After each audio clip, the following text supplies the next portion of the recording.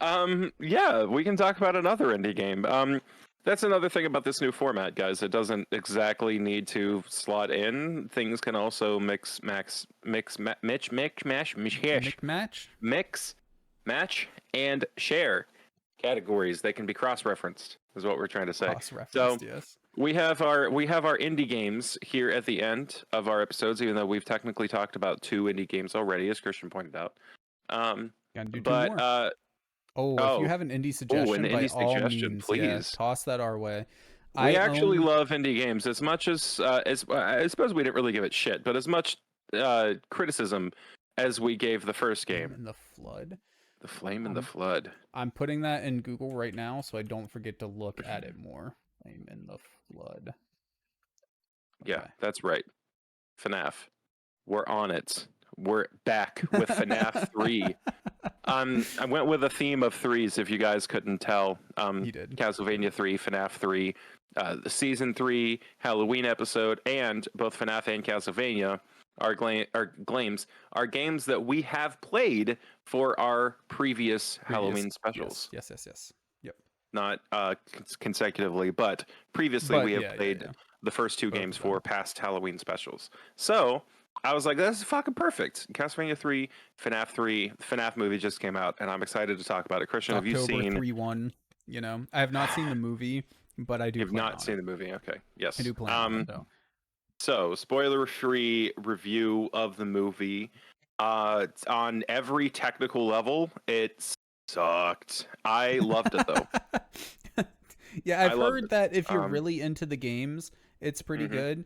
If you're not really into the games, it's okay. It's confusing at best. Yeah, that's pretty much what I've heard. So yeah, but I do plan on watching it. But yeah, FNAF 3. FNAF 3. All right, so Five Nights at Freddy's 3. I just have to fucking ask. I'm sorry, not even giving you a chance to talk here. What the hell was different in FNAF 3? What did they do to differentiate it from the point-and-click games of FNAF 1 and 2? So they added more shit to do, which is actually all the shit that they add in FNAF 3 stays a part of the generic FNAF model for fan games and FNAF games from here on out. Okay. FNAF 4, Sister Location, Pizzeria Simulator, and Custom Night all share. Did they add, though? So they added a ventilation system map. The vents came into play in FNAF 2. You could hear the animatronics coming to get you in the vents. I remember that. But you could not interact with them at all. So they've added an interactive element to the vents. You can now toggle the map from the normal cameras to the vent map, and you can close the vents based on which vent you think he's going to enter on the regular map. Okay. On top of that, you can also play audio distractions to try to lure him to one room of the map or the other. And I say him because there's only one villain. There's only one animatronic. It is only Springtrap, the animatronic that is a golden bunny version of Bonnie, right. And has an actual human being inside of the suit. There's a human being, William Afton, the creator of these animatronics, trapped inside of that suit, rotting and decaying where he died decades earlier. So he is the villain that is coming to chase you in these games. The rest of the jump scares happen via hallucination, because the third element they've added as far as gameplay is control over your individual security systems, your camera, your audio system, and your ventilation system. So if you don't monitor the vents carefully, you close the wrong ones, and you're not paying attention to which systems need rebooted, your ventilation system will go, causing you to have hallucinations. So you hallucinate. Why are you having hallucinations? The ventilation system is down. Is there a lore reason for that? No, it's just the cartoon. If you deprive yourself of oxygen, you hallucinate. Okay. If it gets too hot and too less oxygen, you just see spooky FNAF creatures, don't you know? I mean, that's fine, man. Whatever. I was just curious because of how much lore there is to the games. I didn't know if there was like an actual reason for it.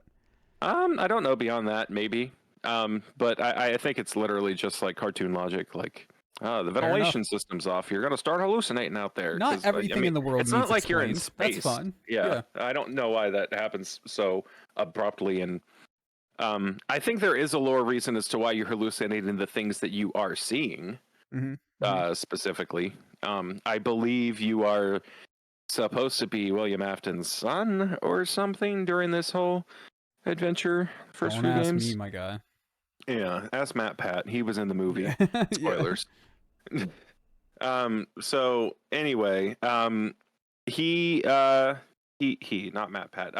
So back to Matt FNAF, Pat though. Back to FNAF 3. So the storyline, basic storyline that the phone guy explains to you. There goes Christian visually at least. Oh, Christian, you're fine. I'm just fucking with my camera. Still with us? You're good. You're good. You're good. You're good. So FNAF 3, the storyline basically is that you are the night security guard at a haunted house attraction that has been based off of the Five Nights at Freddy's locations in universe. Yeah. In universe, these horrible things happened at Five Nights at Freddy's locations. And if anyone doesn't know, spoilers. William Afton, the creator of the restaurants and the animatronics involved in the restaurants, is a child murderer. He kidnaps the children and murders them for his own whatevers, potentially to try to harvest their soul energy. That's some hidden lore, though. I think that's starting to get explored in the movies, perhaps, and in the books. But William Afton kills children, and to hide the bodies, he put them in the suits. He put them in the suits of the animatronics. So that nobody would find them. At least that was the reason that was talked about initially in these games. Later on, it's suggested that he put the bodies in the suits so that the spirits would possess the suits. Like he knew it was going to happen. Didn't have something to do with like the metal in the suits or something too? Yeah, something about how advanced the animatronics were, even though this is supposed to happen in like the 70s or 80s. The animatronics are supposed to be so advanced that he's using this soul essence that he's harvesting from these dead children to reanimate the suits and bring their souls back from the dead in an effort to preserve or reincarnate his deceased child. Daughter, yeah. Both? I don't know. Son?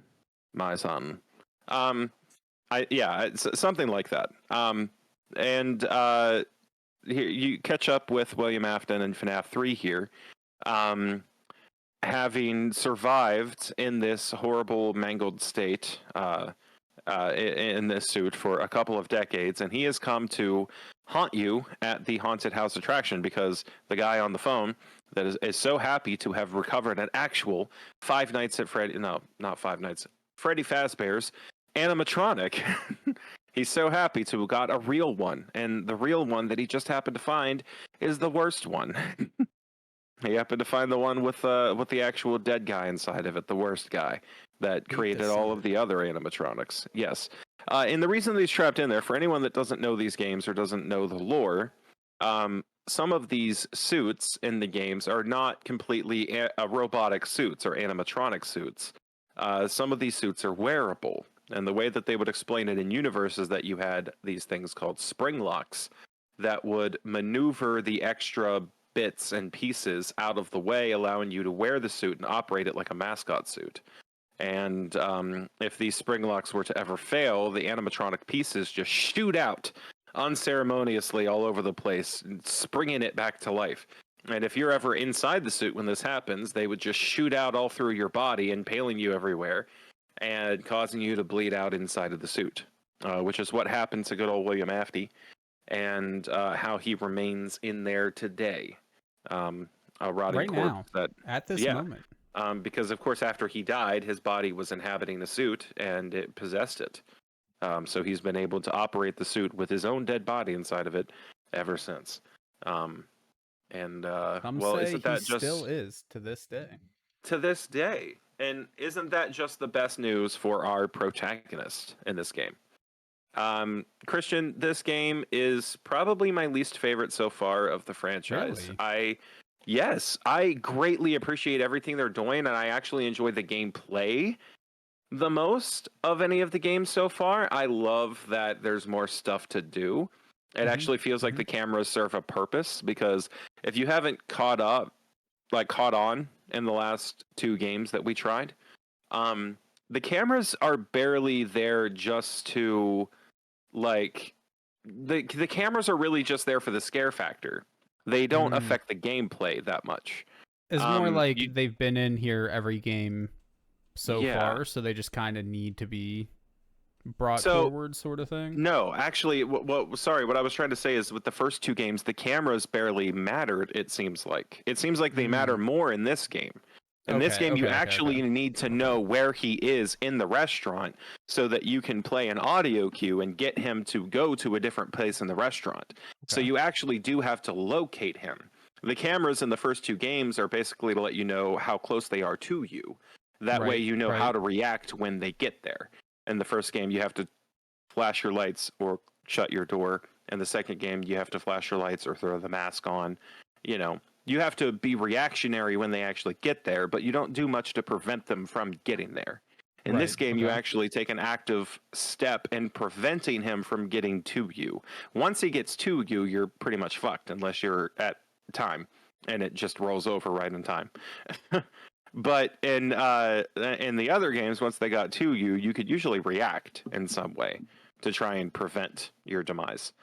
So I really appreciate them doing that with this game. That is nice, yeah. I mean, I just think it's kind of cheap that the animatronics are all hallucinations. Yeah. Of the series gameplay-wise, like I think the gameplay's super weak. It's not very interesting to me personally. Yeah. It basically boils down to just repeating, at least for the first two games. I haven't played this one, but it basically boils down to just repeating 2 or 3 actions over and over again and praying that it works. Sort of thing. And it's just never been my thing. I do appreciate the game for its lore, for the world that it's building. But gameplay wise, yeah. So anything new that they're adding to the games, gameplay wise, I do appreciate it. But looking at it here, it seems like a more annoying version of the first one to me personally. Like the mechanics aren't deep; they're just plentiful. Yeah, there's more of them. Yes. Yeah. So I think they still needed to refine it and figure out the flow. I have tried Pizzeria Simulator and Ultimate Custom Night, which are the 6th and 7th installments. Okay. And this entire process is so like refined and quick at that point. It's really interesting. I think you would have an interesting time playing Ultimate Custom Night. I would love to see you try some of the challenge modes on that, because if you want to be challenged and to have a not boring time playing FNAF, that is the way to do it. That is a confusing and but is it like this? Like, is there any actual like puzzleness to it, or is it just reaction? No, it's reaction. Like, see, that's my thing, because like in 1 and 2, it's just like, okay, you hear them coming down the side, or you see them coming down the side, close the door for 3 seconds, open it back up, you quickly would probably check the camera, have close the other door, the best time and then playing just repeat, Sister Location. You know what I mean? Like, yeah, or and that's Pizzeria the sort of Simulator. gameplay I just didn't get into. There was no real skill to it. It was just a matter of knowing the steps and then doing the steps. I like FNAF because it actually does scare me, as in jump scare. Like, the jump scares actually get me. So, and I just enjoy that. I just enjoy being jump scared. I find it fun. So that's why FNAF has kind of stuck with me, and why I still enjoy all the spooks. You know, right? It's valid. If you enjoy something, 100% play the hell out of it. It's just I do get scared by jump scares. Of course, I'm not going to sit here and say I'm immune to a jump scare or anything like that. But it doesn't encourage me to do something. You know what I mean? It's just like, okay, my heart that's not why you're playing it for a second, and then now it's just like, now I have to do all this stuff again, sort of thing. I care more about like the psychological aspect of it. I want to feel creeped out and mystified by whatever's going on. You know, I want to look over my shoulders in real life, because it's like, bro, what the hell is going on, sort of deal. Are they in here right now, though? Yeah. Like, that's the sort of thing that's fair. That's totally fair. Encourages me to play a horror FNAF game, is and kind that's of a limited. FNAF's never been for me personally. It's kind of a limited experience, and I'm honestly really surprised that they did what they did with the movie, and they were able to stretch an entire story out of the premise, because there's just not much of a premise. Well, I think personally, I think there's enough lore there to build a couple movies from. Obviously, haven't seen the movie. Yeah, but how much of the lore did he just like? Games, though. You know, I think like, here's what I think happened with the lore a little bit. I don't think that's what I'm saying. I think MatPat came out with this video and he's just like, could this be the thing on the Bite of 87? And Scott Cawthon was like, yeah, that's right. That's it. Or how'd you know? Honestly, sometimes yes, but other times I feel like he was like, oh, that's a good idea, but I can't let you be right, so we're gonna change it a little bit and do this instead. Just a little bit, and incorporate that into the next game, though. For sure. And I don't think there was a master plan. At any point, I could be 100% wrong, but I think this game is what started all the locked door bullshit, because this game is the one that has the endings with the chests that are locked. Like if you have the ending, it's either this or 4. That might be 4. I think it's 4, where you it has like an end game. Thank you, Rue. That is game 4. No, that's 4. Yeah, it's got the locked box. And that started all the mystery with the locked box. What's in the locked box? What's the missing piece of the puzzle? And then there was just so much more puzzle. There was just so many more games that came out. See, and I know that was never directly addressed again. I don't believe, unless Tales from the Pizzaplex, the new one that was made by like a new developer and everything. Right. Yeah, that's right, Rue. No. Rue's commenting on what the box is meant to symbolize. Oh, sure. Or is it the end of this game that you're talking about? Because isn't this game the one with the empty heads, where whether or not they're lit up or depends on whether or not you successfully freed all the children's souls? I think Rue's talking about the second point there. The end of this one, empty heads, empty heads, Okay, so But no, what's the newest game called? Is it Tales from the Pizzaplex? The newest game I thought was the Security Breach DLC. Security Breach, okay. Well, whatever. I don't count DLC as a game, but Security Breach. That style of game looks much more interesting to me personally. Like I would much rather play that than something like this, where you're actually running around exploring. I believe there's puzzle solving and things like that. Like, it's much more of a game. It seems too big for me personally. I think they made the mall too fucking big. They needed to scale it down a little. At least it's boring to watch. You walk from point A to point B in this giant fucking mall. Like, it's probably not as boring to play. That's what I was gonna say. I'm so sorry, Rue. I don't mean to offend, but I haven't played it yet, but I have seen it played. I watched Markiplier play it, and it seems it's kind of boring to just watch him wander from like the one far corner of the mall all the way to the other far corner of the mall before he sees something. I imagine it's more about atmosphere, though, like what I was saying, Yeah. That's, I imagine, at least. I haven't even watched, outside of the speedrun, I haven't even watched anything for the game. So, like, yeah. But, like, to me, that feels like a game. He's an idiot. This feels like a Flash game. That's kind of the difference. And I'm not sitting here trying to say any shit on Flash games. Binding of Isaac was originally a Flash game and was amazing. And in fact, the game that I played for indie is a Flash game, and it's not much of a game, in my opinion, either, to be honest with you. Binding of Isaac is, but the Binding of Isaac is a roguelike that blew up, made by the guy that made Super Meat Boy. That's fun. So wait, how can it be roguelike if it's Flash? It's full game. The one Trauma is Flash. Okay. Yeah, no. Binding of Isaac is Flash too. Yeah, the original one is. See, I thought Flash is like, I thought Flash games were like real basic, like point and click. It's very often used for shitty basic games. But it can be used to make more complicated stuff as well. It's just not. Oh, I see. The optimal way to do it, right? Because it's like an old software, right? Like it's you're talking about like Adobe Flash. Yeah, like it's exactly. an old like software, right? Yeah. Okay. But anyway, so like I'm not trying to talk shit on Flash games. I certainly enjoy the hell out of them. Chocobo brought up the Impossible Quiz. I played a lot of that. But to me, like, just the generalized idea of a Flash game is kind of what FNAF looks and feels like to me. It's something that was put out there for you to fuck around with for a little bit, not necessarily to get into deep or anything. It's a time waster sort of experience is what it feels like to me. Whereas like Security Breach feels like a real game that I could actually sit down, play from beginning to end and enjoy. I was actually talking with B about it before we started streaming today. I was talking about it and I was like, I don't know where the cutoff is with Five Nights at Freddy games. I don't know where it cuts off into, oh, this was professionally developed by a third party, or this was just Scott. I know the first 4 are definitely just him. Yeah, but I don't know if he had help with Sister Location on, or if he didn't get help until like the VR game. If you want to get technical, the indie tag would just be, did they have a publisher? Oh, right? Was it published by a big company? That would be kind of like the technical thing. I think on a more personal level, it's more along the lines of like, was this made by more than, for modern games? Old games don't count. For modern games, was this made by a team of more than like 5 people? You know? Yeah. But that's just, and I'm like pretty sure he didn't have extra people aside from voice actors until like the VR games. The help wanted.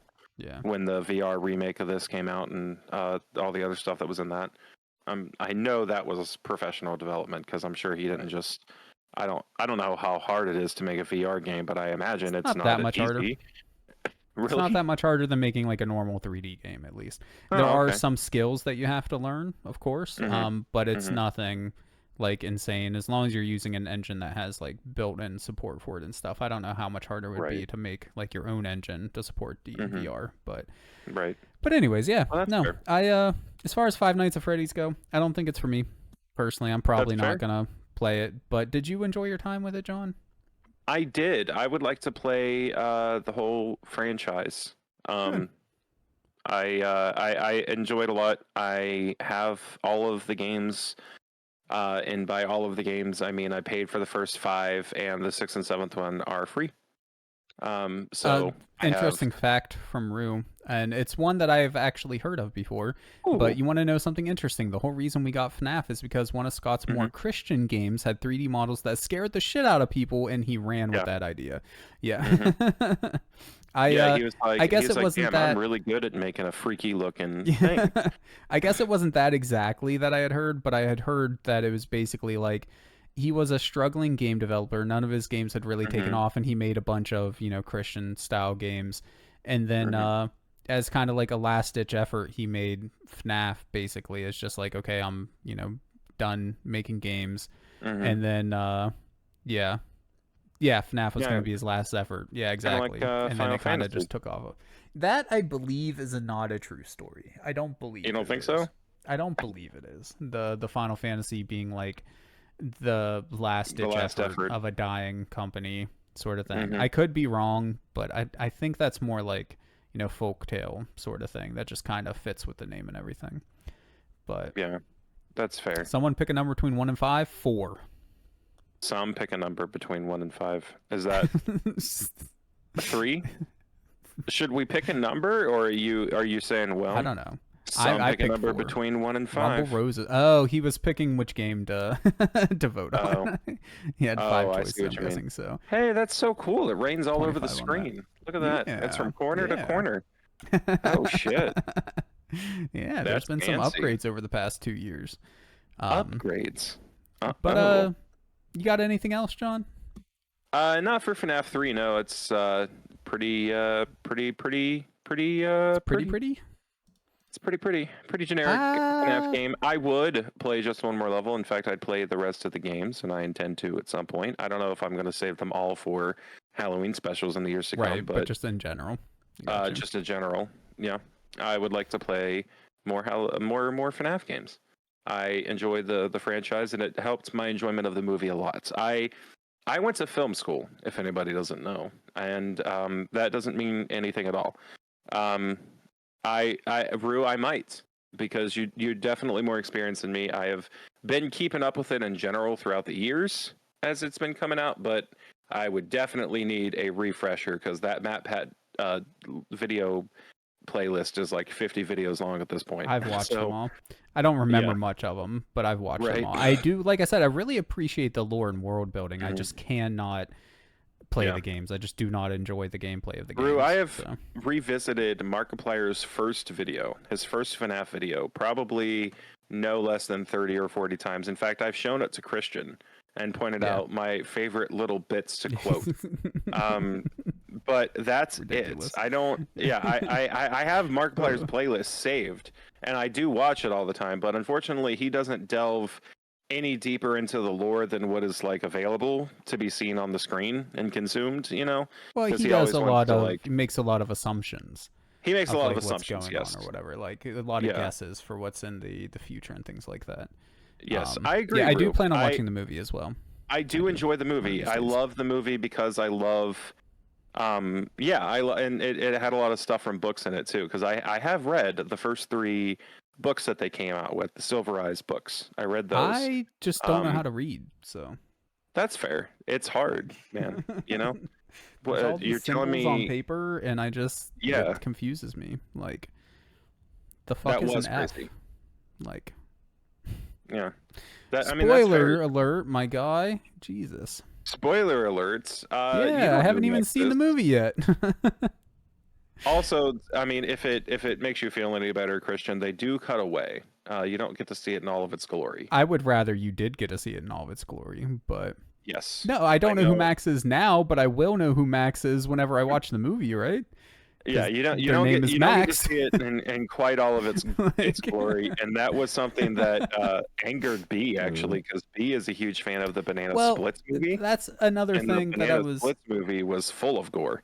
I So really B want to was get. like, "Oh, come on! I want to see somebody's head get bit by one of these things," and I was just like, "It's totally fair, me too." But I absolutely understand why the kids franchise did not do the blood, all the gore. You know, the gore is implied, but they wanted the people that are currently consuming all of their merchandise to go see their movie. And that's like I want to get away from FNAF just because I want to keep everything rolling, so we're not here till 4 a.m. Yeah. But that's another thing that I did here is that I think it was Scott wanted it to be like super visceral and gory and all of that Mhm. stuff, but then whenever he partnered Right. with Blumhouse reminded him that his main fan base is like 14-year-olds, and Right. so like they So they're can't not do going to go that. see his movie, right? Yeah. So, Or at least their but mom it wasn't going would to be take them. cool to see a rated R version of FNAF though, for sure. It would be, Um, but yes. anyways, okay. But anyways, Onward. onward. I have played something completely different, like I mentioned before. Also made in That's what I heard. Flash. I know because the symbol is Flash whenever I launch the game. It's called Trauma. Okay. It's a Oh, interactive movie, point and click sort of thing. nice. Okay. Um, I had no idea what the hell it was. I on Steam I made a playlist, a smart playlist Mm-hmm. of games that are indie. And I was scrolling through them, and Right. one of them that popped up was Trauma, and I was like, okay, I wonder what that is. I clicked it. It looked somewhat interesting, so I decided to play it. And the gist of Mm-hmm. the story is that you're Ooh, playing as a woman who, interesting yeah, I really visuals. like the effects here. It just looks pretty. But Mm-hmm. you're playing as a woman who got into a car wreck on her way home one night or something, and Okay. she's in the hospital. And while she's holed up in the hospital, she's kind of like trying to deal with the trauma in her mind. So you're playing through like different memories Okay. in her mind while she's in the hospital. Okay. Um, and that's basically the story.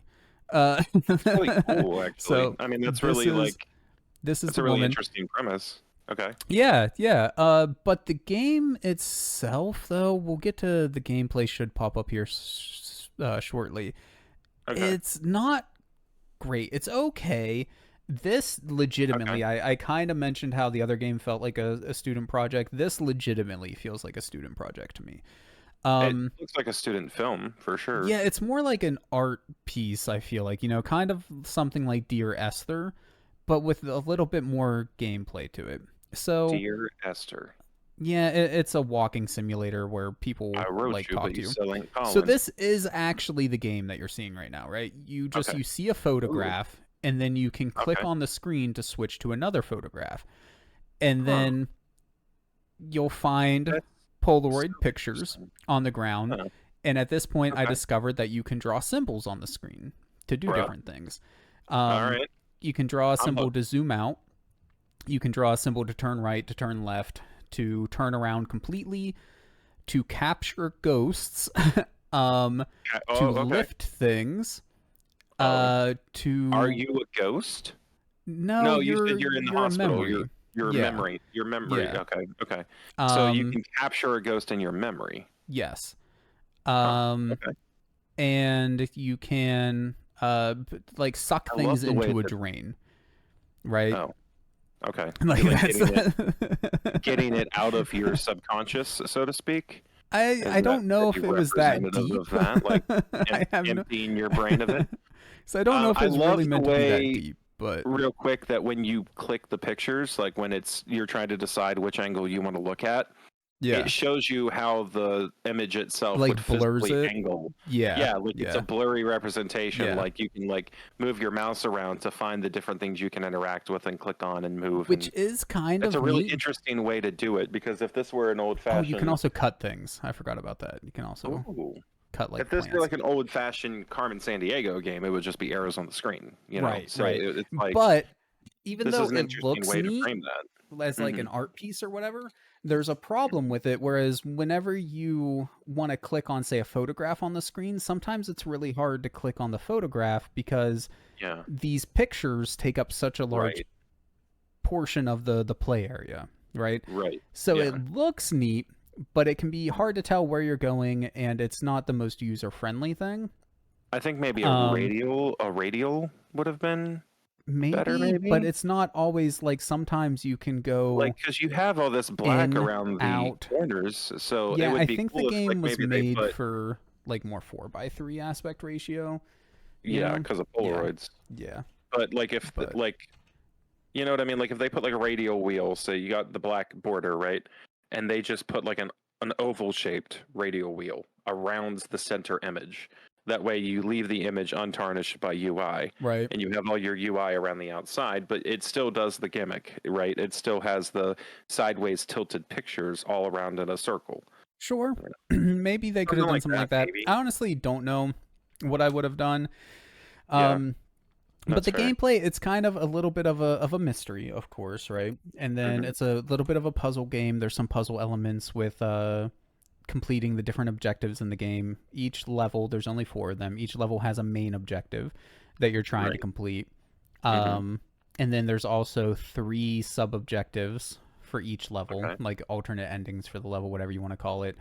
And then Okay. there's, I believe, 9 Polaroids hidden in each one. So it's a little bit of like you're exploring, trying to find the stuff. It's a little bit of trying to complete the different puzzles. For instance, this Polaroid is a hint on how to get one of the secret endings on another level. Hmm. Okay. That's what that Polaroid is, and I find a couple of those, and they are helpful. But to complete the Right. game, you only need to do the main objective.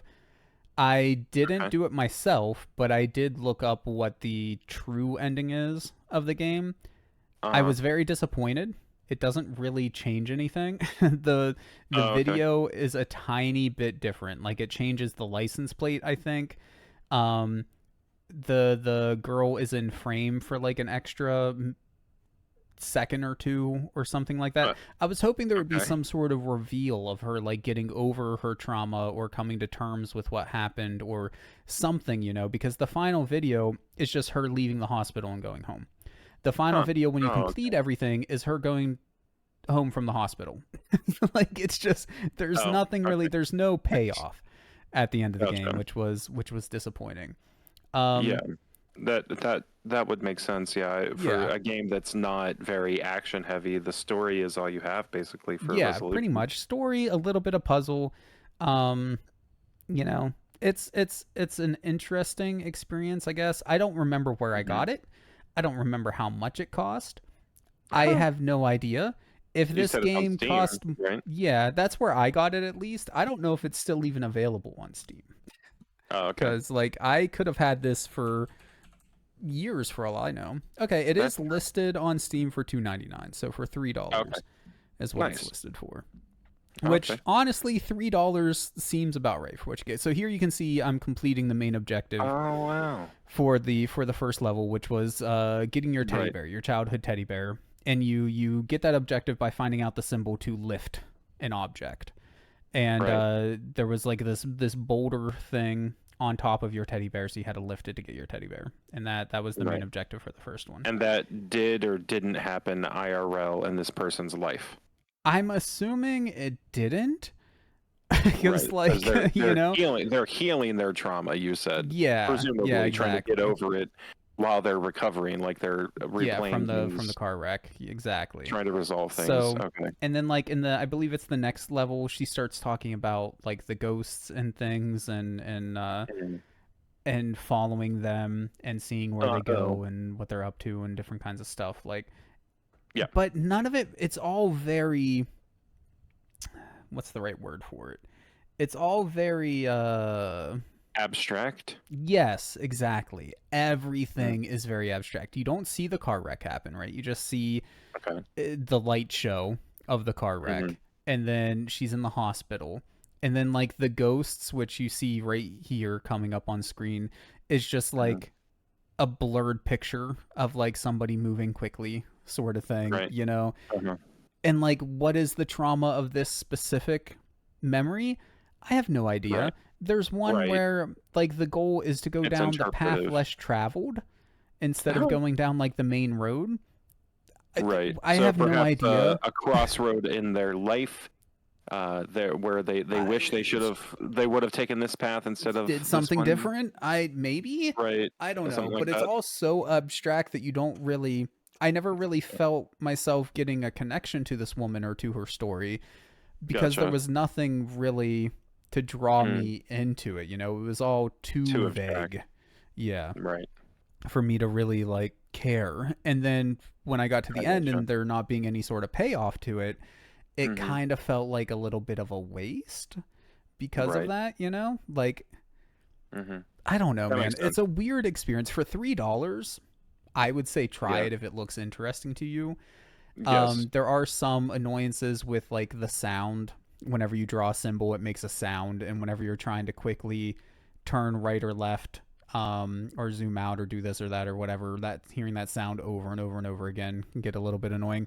If you I can notice, the imagine. Yeah. exit level symbol up there is Hmm. drawn the same way that you draw symbols on the screen. And I Hmm. did figure out eventually that you can quickly draw an X on the screen and it'll Hmm. exit the level instead of you actually like having to click the exit level button. Oh, nice. I thought that was kind of It's neat. fun. Yeah. But like that there on that box, that's actually a drain on the box. So Oh. if I knew the symbol to draw to suck something into the drain, I would be able to Hmm. open that box. And when you open that box, a bunch of red blood cells come out of it and float up into the air. Oh. So, Okay. like I'm That's assuming something. that's some sort of physical trauma being healed, sort of thing. I'm assuming, Right. Yeah. but The only reason again, I brought up like locking don't something away in understand. your memory is because in Doctor Sleep, have you ever seen that? No, I want to though, but I haven't watched it Uh, yet. okay. Well, spoilers. There's ghosts that haunt the main character, and he is Mm-hmm. able to visually imagine a box to put them in, and because he has like telepathic powers, he's able to capture them in these Mm, boxes.